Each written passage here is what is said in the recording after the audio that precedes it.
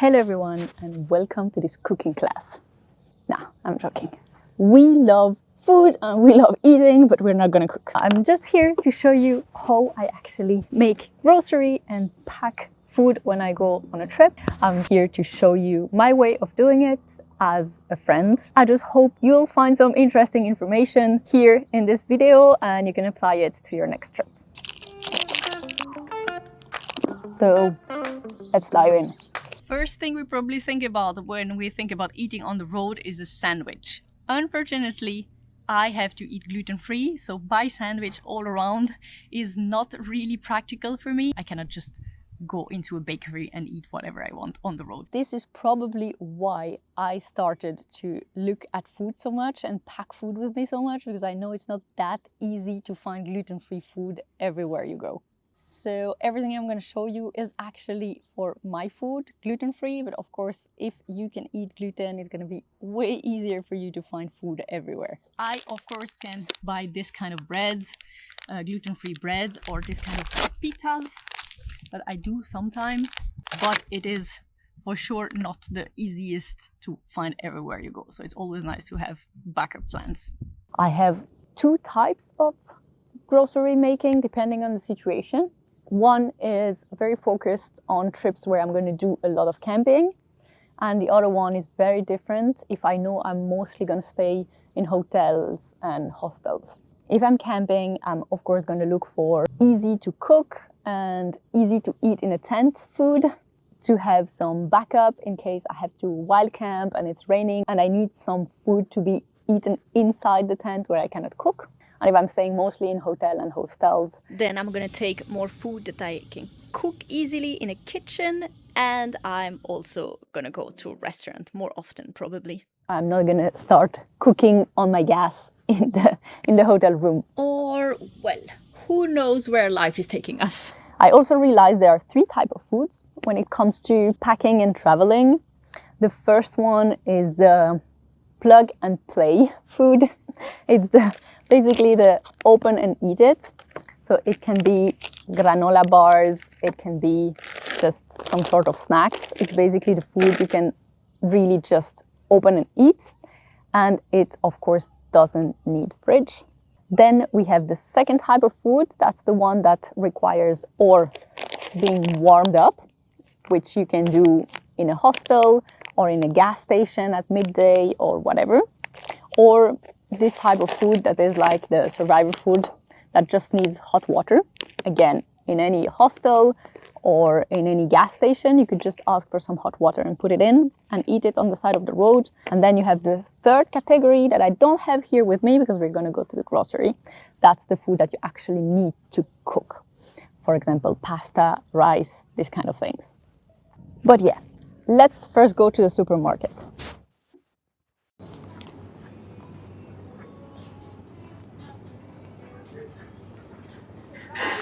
This one is one of my favorite spots when it comes to have some protein that won't need to be in the fridge.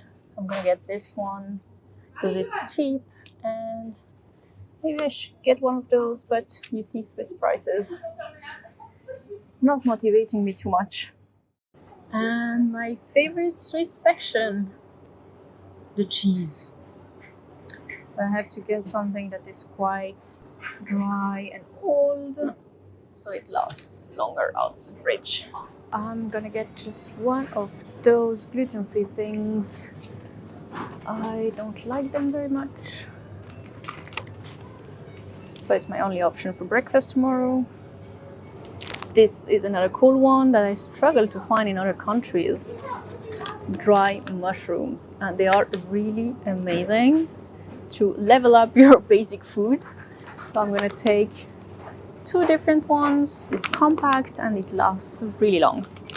And here we go with another very important one for me, all the dry fruits. I'm gonna get mango And some nuts. Other lifesaver one are those guys, the soups. Sadly, most of them have a lot of gluten, so it's a no-go for me, but they're really amazing and cheap. Another lifesaver one is all the granola bars, but those all have gluten. I will have to get mine in another place, but for you that's definitely a good one. And here the most important one for me, coffee. Okay, what about this one? That sounds much better. 7 out of 10.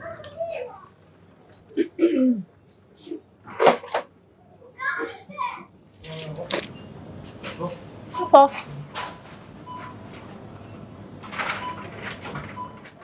Okay.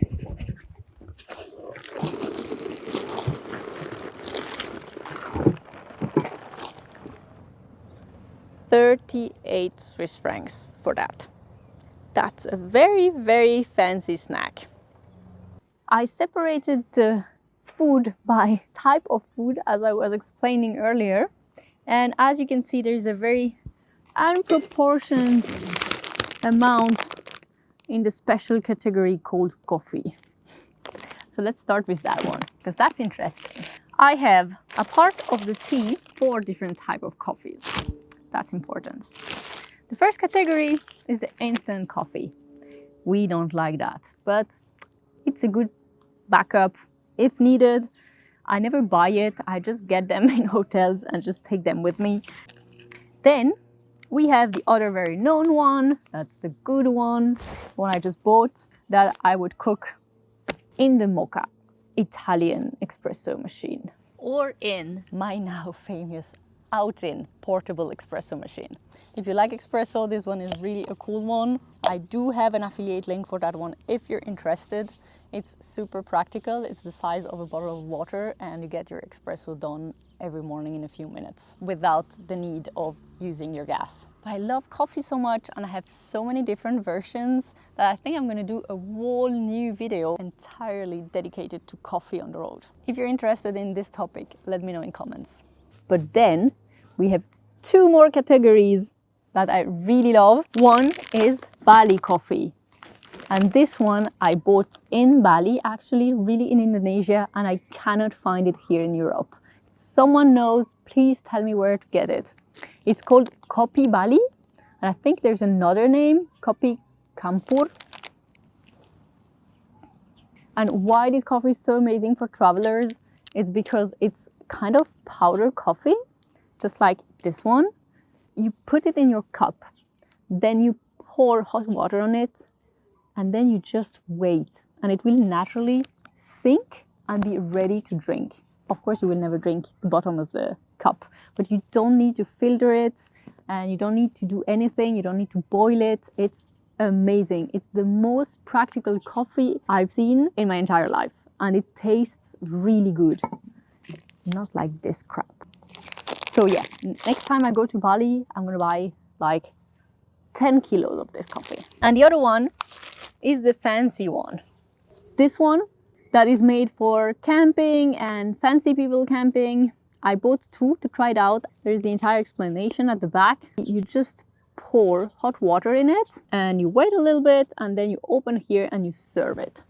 Let's see if it tastes good, if it's strong enough. I'm a bit afraid it might be just like this typical, very watery German type of coffee or the big Americanos, and not my taste. Let's see. That was the most important part of all categories. Now let's go with the other ones. The snacks, the saviors. Okay, so my snack lunch today is gonna be a few dry sausages with dry figs. Maybe I eat the salty caramel nut crunchy keto bar. So snacks are, as I said before, dry fruits. There are some granola bars and different type of dry fruit bars. I love these 2. First, because they're gluten-free, of course, and second, because this is only nuts. So there's nothing else but nuts there. A bit expensive, but really worth it because it really fills you and gives you good energy. And those ones are pure fruit. So this is like a real energy bar. It's like an energy ball, kind of. So because I'm always a bit excessive, I have a lot of them. Some are very broken because they travel with me for a long time. I have no idea where they come from. I have many They're most of the time my breakfast when I'm on the road. Then the dry fruits, I chose mango because I love them. Apart of dry mango, I also often get dry banana because they fill a lot. They're quite hard, like little chips. And then I also very often get those ones because they're super easy to pack and cannot really break. If you're enjoying this video so far and you think it's useful, don't forget to give me a thumbs up and to subscribe. Then we have the cheese. It will not last forever, but it can last maybe 3-4 days, maybe a week. When it comes to cheese, for sure the Babybel is the best one because it comes in this little wax pack and you can actually keep them out of the fridge and eat them for a very long time, like at least a week. So I like to take this kind of hard cheese with me. It's very nice to have this kind of snack on the road, like a midday picnic or something. And then the sausages I just bought. There are many types in many countries. One thing is for sure, I travel a lot, so I always adapt my food to the local grocery.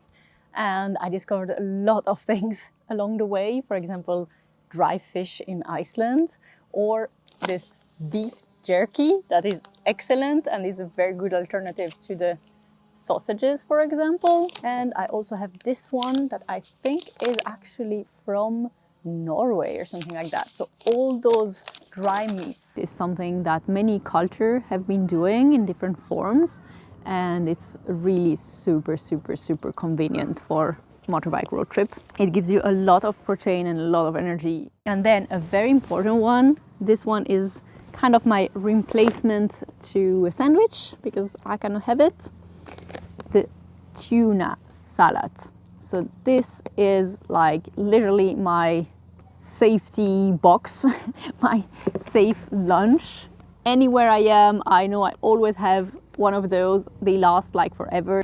They all are tuna and then a mix of different veggies, so they already have taste, and a mix of everything you just open and eat. So those ones are most of the time my lunch when I'm like really on the road. I just stop somewhere, sit on a rock and have my little lunch.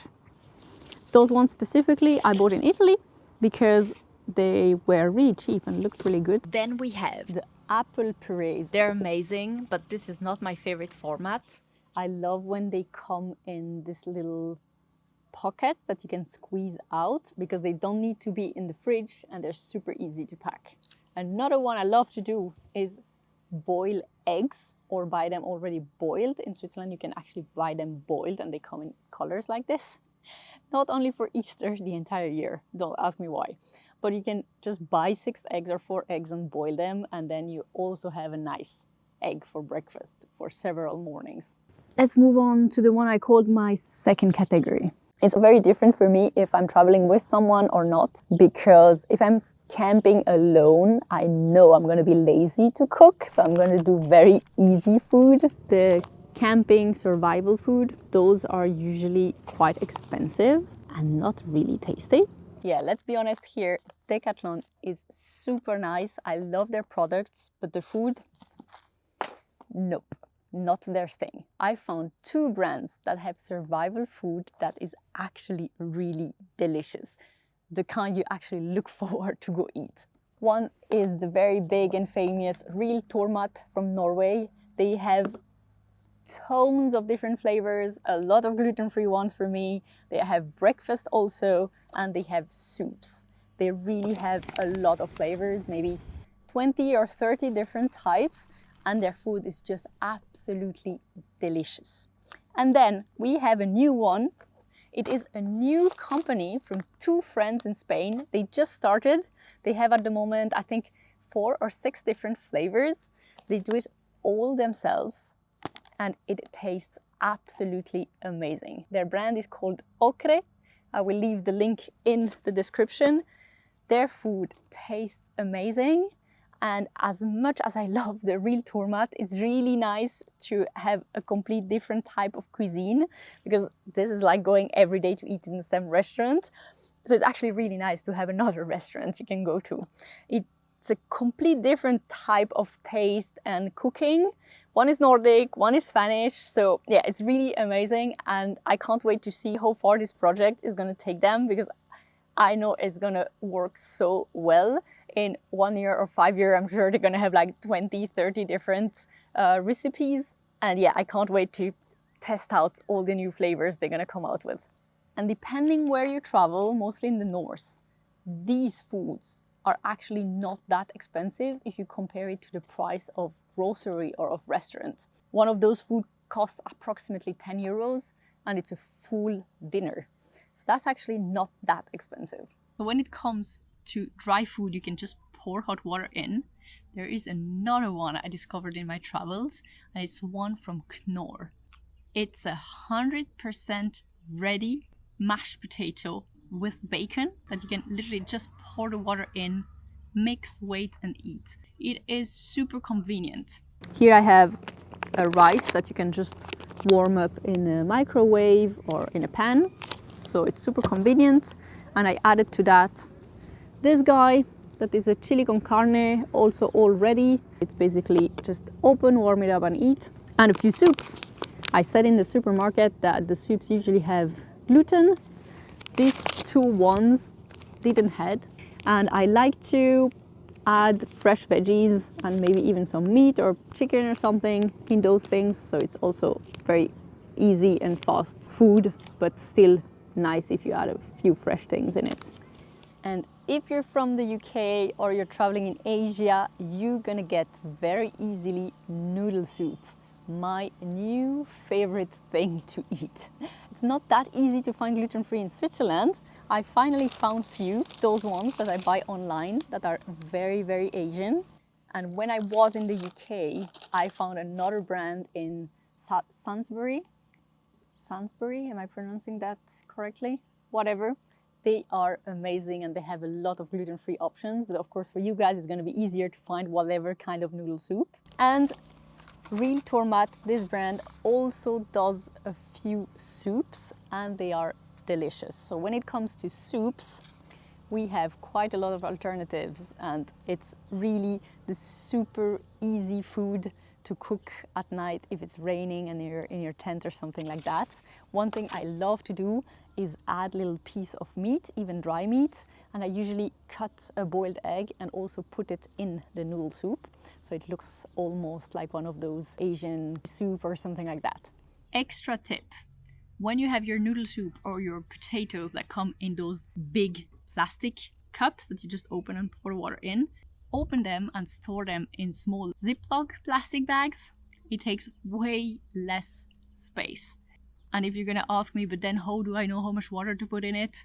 Don't worry. I completely trust you to be capable of making an instant noodle soup without instructions.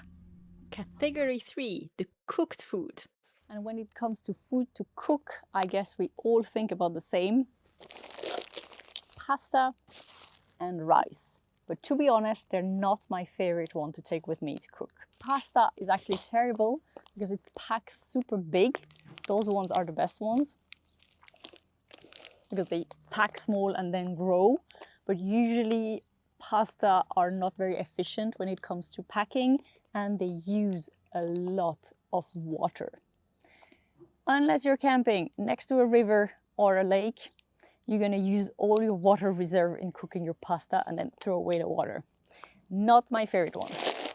Rice is okay, but it takes quite a long time to cook. So you're gonna use a lot of gas and then you're gonna have a lot of dishes to wash. But why not? My two favorite ones are way easier, or let's say faster to cook. One is couscous. In my case, it's brown because it's not the usual couscous because it's gluten-free. This is amazing because you boil water and then you pour the water in and it's ready to eat in a few minutes. So this is really amazing food. And the second one is polenta that exists in instant polenta. So it's the same. You just pour water in, boil it with the water for like 3 minutes and your polenta is ready. So those are usually my two go-to food when it comes to actually cooking when camping or even in a hostel. I just have the mushrooms I want to show you because this is so amazing. I haven't found dry mushrooms in many countries. I don't know if in your it's available, but it's amazing. It takes up no space at all and it will last you so long. Like I think I can do maybe 4-time rice or something. It's so amazing. It makes anything you cook taste good. It makes your plain, boring white rice become amazing in 2 seconds. So that's a really, really cool backup to have some tasteful dinner, even if you have just egg and rice or something. This is an amazing thing to have. The stove in the front. So a beautiful campfire.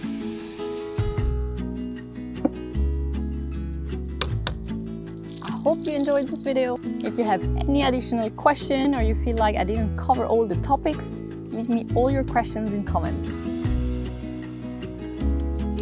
See you in the next one.